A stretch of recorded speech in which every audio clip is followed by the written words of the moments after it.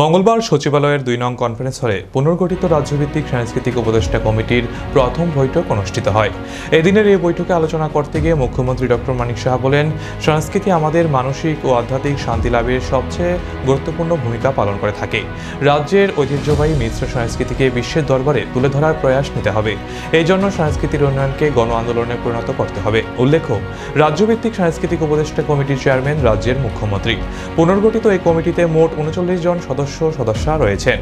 সবাই আলোচনার পূর্বে মুখ্যমন্ত্রী পুনর্গঠিত রাজ্যভিত্তিক সংস্কৃতির উপদেষ্টা কমিটির সদস্যদের সঙ্গে পরিচিত হন এবং সবাই মুখ্যমন্ত্রী বলেন, সংস্কৃতি হলো একটি সমাজের অলংকার। বর্তমানের সঙ্গে সামঞ্জস্য রেখে উদ্ভাবনী চিন্তাধারার নিজস্ব সংস্কৃতির আধুনিকীকরণের পদক্ষেপ গ্রহণ করা দরকার।